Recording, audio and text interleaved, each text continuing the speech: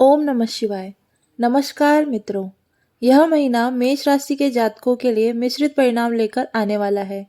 इस महीने आपको विशेष रूप से अपने स्वास्थ्य पर ध्यान देने की आवश्यकता पड़ेगी, क्योंकि महीने की शुरुआत से ही आपकी सेहत में गिरावट आ सकती है और अगर आप उस पर ध्यान नहीं देते हैं तो आपको चिकित्सीय देखभाल की आवश्यकता पड़ेगी और अस्पताल भी जाना पड़ सकता है।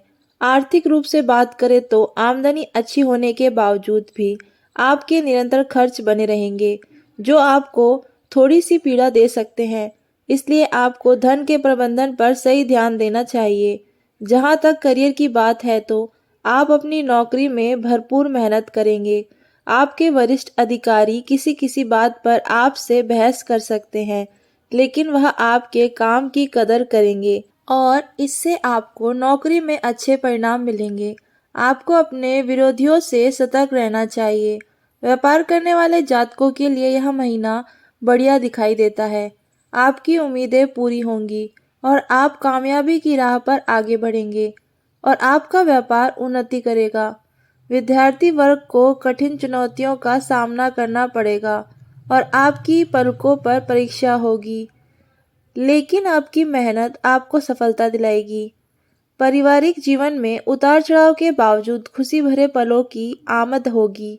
प्रेम संबंधों में उतार चढ़ाव रहेगा, लेकिन महीने के उत्तरार्ध में समस्याओं में कमी आएगी। प्रेम विवाह की संभावना बन सकती है। वैवाहिक संबंधों में प्रेम और रोमानियत का योग रहेगा। महीने का पूर्वार्ध अधिक अनुकूल रहेगा। उत्तरार्ध में कुछ समस्याएं खड़ी हो सकती हैं। विदेश यात्रा करना चाहते हैं तो इस महीने आपको सफलता मिल सकती है। आइए अब विस्तार से जानते हैं। बात करते हैं आपकी आर्थिक स्थिति के बारे में। यदि आपकी आर्थिक स्थिति को देखा जाए तो यह महीना आपके लिए उतार चढ़ाव से भरा रहने वाला है। पूरे महीने शनि महाराज वक्री अवस्था में एकादश भाव में रहेंगे, जो आपकी आर्थिक स्थिति के लिए बेहद अनुकूल रहेंगे और आपकी आमदनी में नित्य नई प्रगति होती रहेगी और इजाफा होता रहेगा, जिससे आपकी आर्थिक स्थिति दिन प्रतिदिन बढ़िया रहेगी। आपकी दैनिक आमदनी भी अच्छी रहेगी, इसलिए धन की कमी आपके पास नहीं होगी। लेकिन द्वादश भाव में राहु की उपस्थिति और छठे भाव में सूर्य बुध केतु की उपस्थिति होने से आपके अप्रत्याशित खर्च होंगे।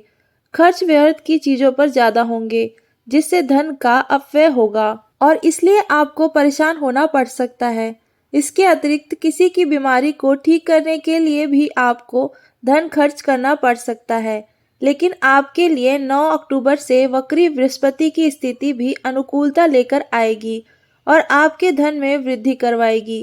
इस प्रकार देखें तो यह महीना हद से ज्यादा खर्चों के लिए जाना जाएगा, लेकिन आपकी आमदनी में भी निरंतरता बनी रहेगी। इसलिए आपको बहुत ही सही तरीके से अपने धन के प्रबंधन पर ध्यान देना चाहिए, ताकि किसी भी तरह की कोई बड़ी समस्या आपको परेशान ना कर पाए। अगर आप कोई संपत्ति खरीदना चाहते हैं तो उसके लिए महीने का पूर्वार्ध अनुकूल रहेगा। उत्तरार्ध में किसी भी संपत्ति में हाथ न डालें, चाहे वह चल संपत्ति हो अथवा अचल, क्योंकि उससे नुकसान होने की संभावना बन सकती है। इस महीने आपके व्यापार में भी धन का निवेश करना पड़ सकता है। अब बात करते हैं आपके प्रेम व वैवाहिक जीवन की।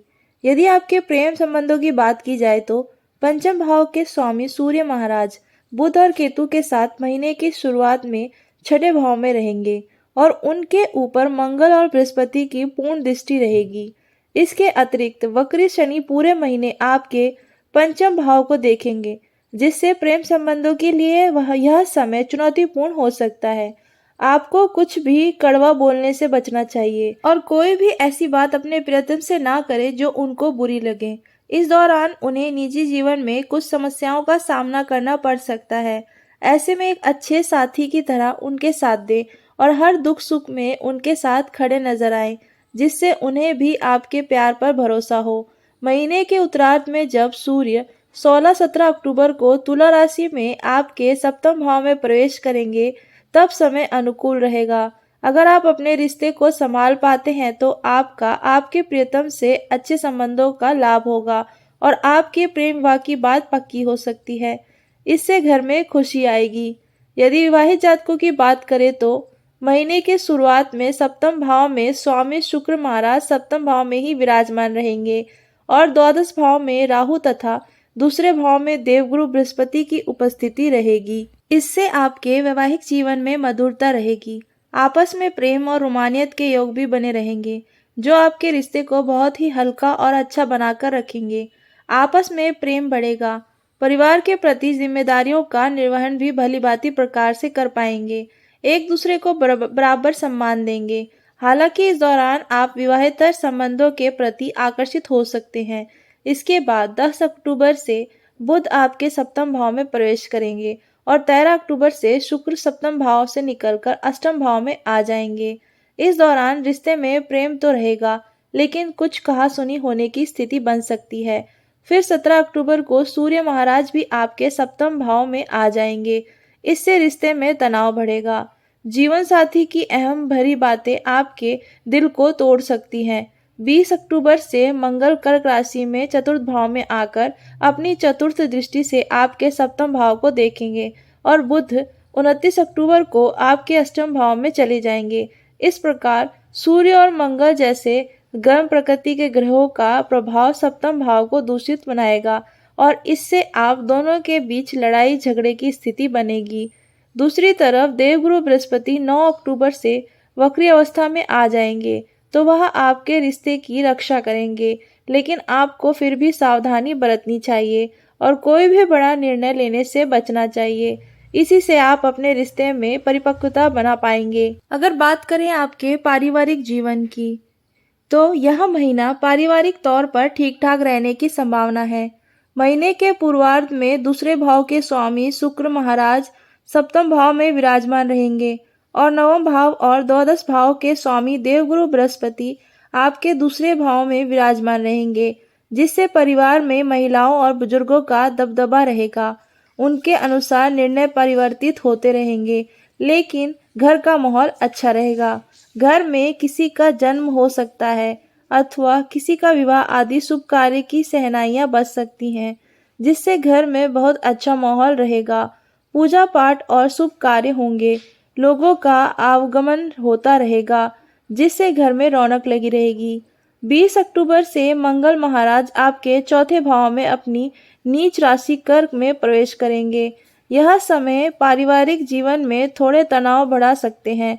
इस दौरान पारिवारिक जीवन में तनाव बढ़ सकता है और आपकी माताजी को स्वास्थ्य कष्ट परेशान कर सकते हैं, इसलिए उनके स्वास्थ्य समस्याओं के प्रति सावधान रहें। किसी भी विवाद को ज्यादा बढ़ने से रोकें, क्योंकि वह बड़ा रूप लेकर परिवार की शांति को भंग कर सकता है। दूसरे भाव के स्वामी शुक्र महाराज 13 तारीख से आपके अष्टम भाव में प्रवेश करेंगे। इस दौरान परिवार को किसी संपत्ति में हाथ डालने से बचना चाहिए, नहीं तो उसमें नुकसान हो सकता है। ससुराल के लोगों से आपके परिवार के लोगों का तालमेल बैठेगा और आपस में प्रेम बढ़ेगा। अब बात करते हैं आपके लिए कुछ उपायों के बारे में, जो आपको अक्टूबर माह में करने चाहिए। आपको मंगलवार के दिन गुड़ के लड्डू वानरों को खिलाने चाहिए। शनिवार के दिन कच्चा कोयला बहते जल में प्रवाहित करें। प्रतिदिन उगते हुए सूर्य को देखें और उन्हें अर्घ्य दें। बृहस्पतिवार के दिन ब्राह्मण अथवा विद्यार्थियों को भोजन कराएं। तो मित्रों, अगर आपको हमारी यह जानकारी पसंद आई हो तो हमारी इस वीडियो को लाइक करें और हमारे चैनल को सब्सक्राइब करना ना भूलें। धन्यवाद।